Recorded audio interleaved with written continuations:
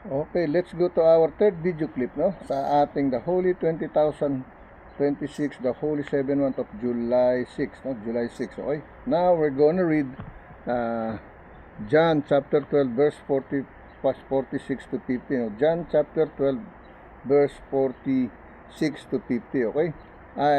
I am come a light into the world, that whosoever believes on the should not able in darkness, no? I am come a light into the world, no? That whosoever believes on me should not abide in darkness, okay? Verse 47, and if any man hear my words, no, and believe not, I judge him not, for I came not to judge the world, but to save the world, okay? Verse 48, no, he that rejected me and received not my words, no, hath one that judgment that them, no, them judge him in the last day, no, judge him in the last day, okay? Verse 49, no, for I have not spoken of thyself, no, with thy Father which sent me. He gave me a commandment, no, that I should say, and what should I speak, no? Verse 50, last verse, no, and I know that this commandment is life everlasting, whatsoever I speak, therefore even as the Father and unto me, so I speak, no? Also I speak, okay? So basahin natin sa Tagalog version, no? 1 pa na 12, versikulo talata 46 hanggang 50, no? Okay? Ito sinasabi, ako'y naparito na isang ilaw sa isang libutan, upang sino mang sumasampalataya sa akin ay huwag manatili sa kadiliman, no? It seems like it said on John 3:16, no? For God so loved the world that He gave His only begotten Son, that whosoever believes in Him should not perish, but have everlasting or eternal life, okay? Ito rin halos ang ibig sabihin nito, no? Dito, no? Sa Tagalog version, no? Sa 46, I am come a light into the world, that whosoever believes on me should not abide in darkness, okay? Sa Tagalog, ako'y naparito na isang ilaw sa isang libutan, upang ang sino mang sumasampalataya sa akin ay huwag manatili sa kadiliman, no? Not stay on the dark side, no? Okay? Versikulo 47, at kung ang sino man ay nakikinig sa akin mga pananalita ay hindi iingatan, ay hindi ko siya hinahatulan, sapagkat hindi ko naparito upang humatol sa sanglibutan, kundi upang iligtas ang sanlibutan, okay? So you're not there to convince them, to force to be with you, but to save them. That's the what it says here, okay? It said, it says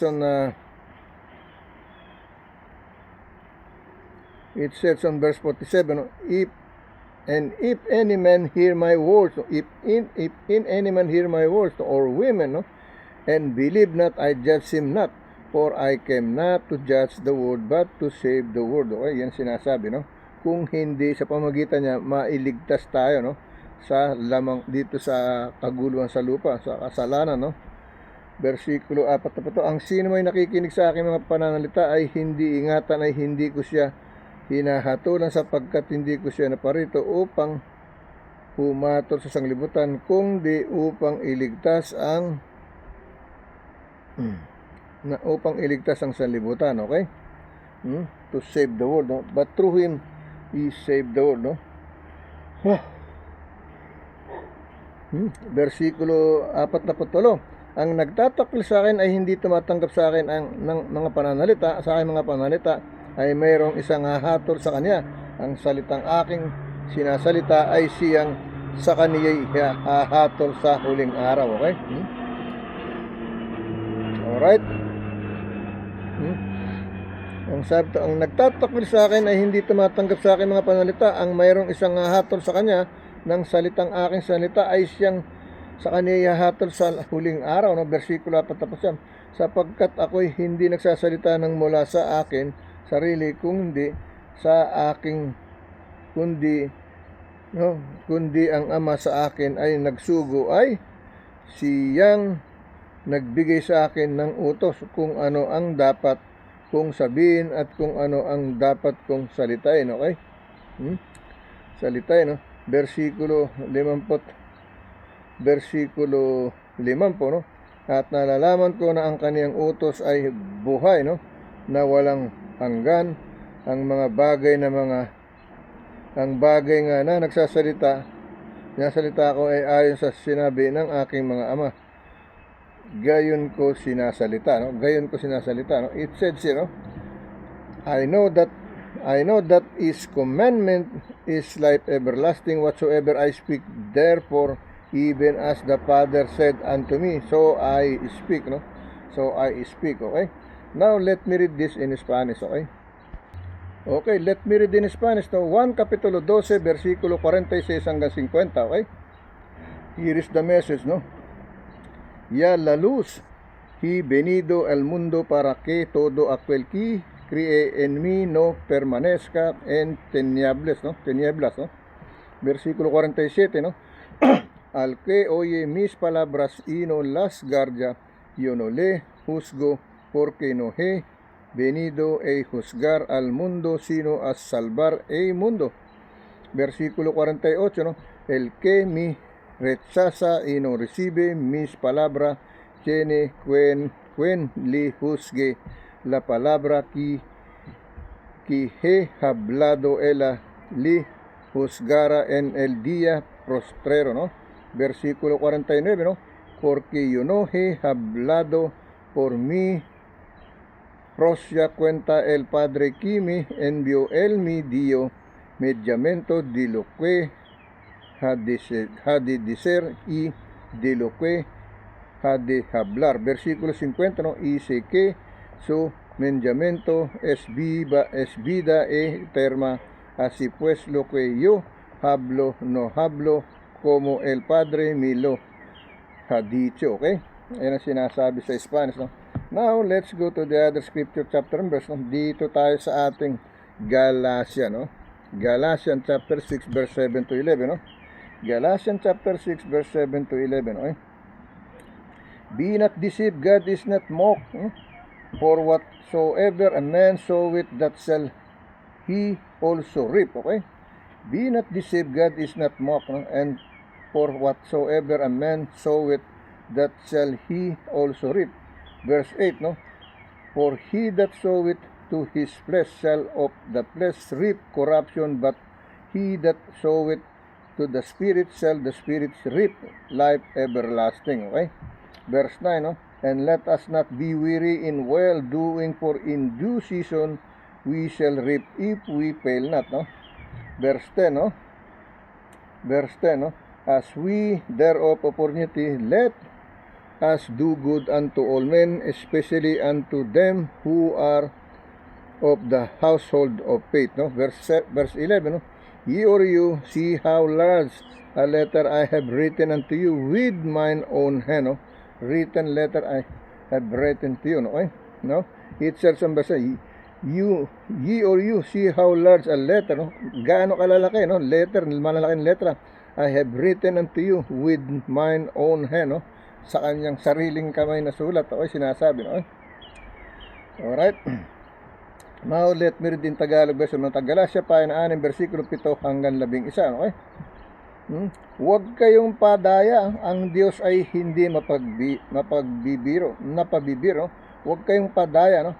Ang Diyos ay hindi napabibiro, sapagkat ang lahat ng ihasik ng tao ay siya namang aanihin niya. Okay? It says, be not deceived, God is not mocked. No? For whatsoever a man soweth, that shall he also reap. Okay? Sa aanihin niya, no? Sabi, huwag kayong padaya, ang Diyos ay hindi na pabibiro, sapagkat ang lahat ng ihasik ng tao ay siya namang aanihin niya, no? Inahasik ko to, aahasik din ako ng ganitong ani, no? Versikulo 8, sapagkat ang naghahasik ng ang kaniyang sarili laman ay sa laman mag-aani ng kasiraan, dadapat ang nag-aasik ng espiritu ay sa espiritu mag-aani ng buhay na walang hanggan. No? That's what I am expecting. No? No, sapagkat ang nag-aasik ng kanyang sariling laman ay sa laman mag-aani ng kasiraan, dadapat ang nag-aasik ng mga nasa espiritu ay sa espiritu mag-aani ng buhay na walang hanggan. No? Versikulo 9, huwag tayong mga pagod sa paggawa ng mabuti, sapagkat ang kapanahunan ay magsisipag-ani tayo magsisipag-ani tayo kung hindi tayo manghihimagot o kaya samantalang tayo may pagkakataon, okay? Ay magsigawa tayo ng mabuti sa lahat ng lalong-lalo, no, sa mga kasangbahay na kasangbahay sa pananampalataya. Versikulo 11, no? Tingnan ninyo kung paanong kalaking mga tinik ang isinulat ko sa inyo ng aking sariling kamay, no? Yan ang sinasabi, okay? Now, let me read this in Spanish, okay? In Spanish, alright?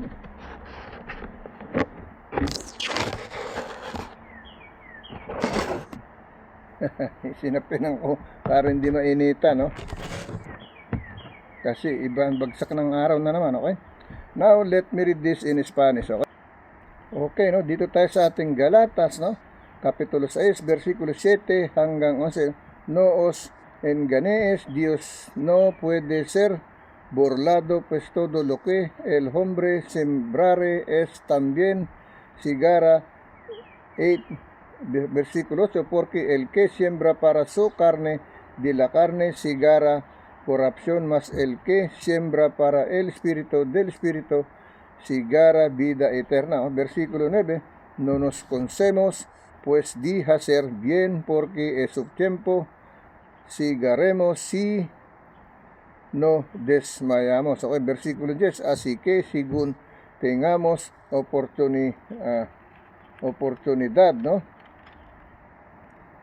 higamos bien todas y mayormente y los de la familia de la fe. Okay, versículo 11, no, mirad con cuán grandes letras os escribo de mi propia mano. Okay, yan ang sinasabi ng ating Galatas kapitulo 6 versikulo 7 hanggang 11 sa Spanish, no?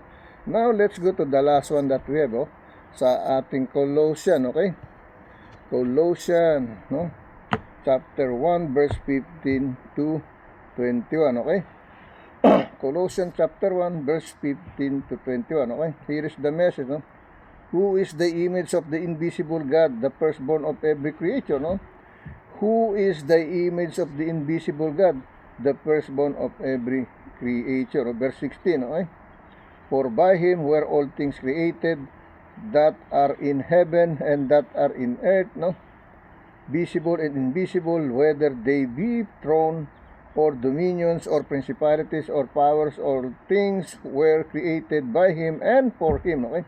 Verse 17, and he is before all things, and by him all things consist, no? Verse 18, okay? And he is the head of the body and the church, no? Who is the beginning and the firstborn from the dead, that in all things he might have the remnants, no? Verse 19, for it pleased the Father that in him should all fullness dwell, no? Verse 20, okay? And having made peace through the blood of his cross, by him to reconcile all things unto himself, by him I say, whether, no, they be things in earth or things in heaven, okay? Verse 21, okay? And you that were sometimes, no, alienated and enemies in your mind by wicked works, yet now he that reconciled, no? Yet now he that reconciled, okay? Yan yung ating Colossians chapter 1 verse 15 to 21, okay? Now let me read in Tagalog version, no? Sa Tagalog, Colosas, no? Tagalog, Colosas kapitulo 1 versikulo 15 hanggang 21, okay? Now let me read in Tagalog version, okay?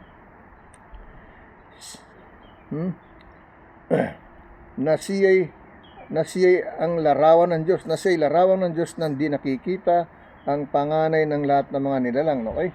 Na siya ang larawan ng Diyos na di nakikita, ang panganay ng lahat ng mga nilalang, okay? The firstborn, okay? Verse 16, sapagkat sa kanya nilalang ang lahat ng mga bagay, no? Sa sangkalangitan at sa kasangkalupaan ng mga bagay na nakikita at mga bagay na di nakikita, maging mga luklukan o mga pagsakop o mga pamunuan, no? O mga kapangyarihan ng lahat ng bagay ay nilalang sa pamamagitan niya o ukol sa kanya. Versikulo 27, at siya'y una sa lahat ng mga bagay, at ang lahat ng mga bagay ay nangabubuhay dahil sa kanya. Versikulo 11, no? At siya ang ulo ng katawan sa makatuwid bagay ng iglesia na siya ang pasimula ng panganay ng mga panganay sa mga patay upang sa lahat ng mga bagay ay magkaroon siya ng kadakilaan. Okay? Versikulo 21, sapagkat minagaling ng Ama na ang buong kapuspusan ay manahan sa kanya. Okay? Versikulo 20, at sa pamamagitan niya ay pinagkasunduin, no?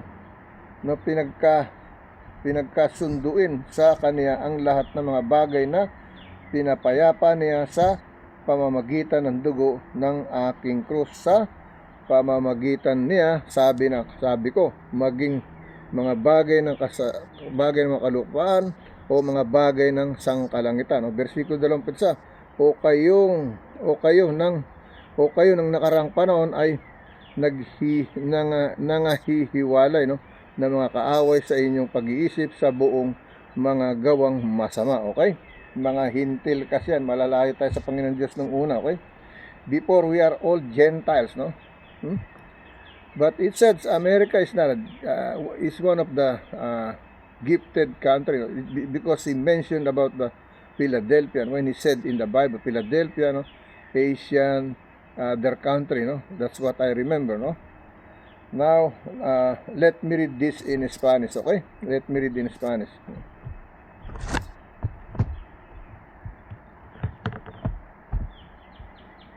Spanish. Okay, let me continue to read in Spanish, no? Colosenses, no? Colosenses Kapitulo 1, versikulo 15, no? Kapitulo 1, versikulo 15 hanggang 21. Es la imagen del Dios invisible, el promigenito de toda creación. Okay? Versículo 16, porque en él fueron creadas todas las cosas, las que hay en los cielos y las que hay en la tierra, visibles e invisibles, no? Sin tronos sean dominos, sin principados sean potestades, todo fue creado por medio de él y para él, ¿no? Versículo 17, ¿no? Y él es antes de todas las cosas, y todas las cosas en él subsisten, ¿no? Versículo 18, ¿no?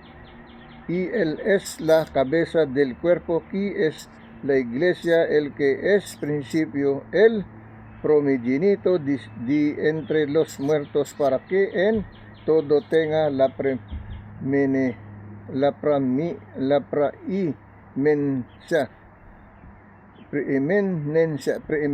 okay? Versículo 19, ¿no? Por cuanto agrado el porque en él habitase toda plenitud. Versículo 20, ¿no? Y por medio de él reconciliar consigo todas las cosas, así las que están en la tierra como las que están en los cielos, ¿no? Haciendo la paz mediante la sangre de su cruz. ¿Okay? Versículo 21, y vosotros también que erais en otro tiempo extraños y enemigos en vuestra mente, haciendo malas obras, jura os ha reconciliado. Okay? Iyan yun sa Spanish. Okay? Alright? Yang ating Colosenses Kapitulo 1, versikulo 15 hanggang 21, no? Now, closing prayer na po tayo, no? Closing prayer. Pag-thank you tayo kay Lord, okay? We gonna say thank you to the Lord, okay?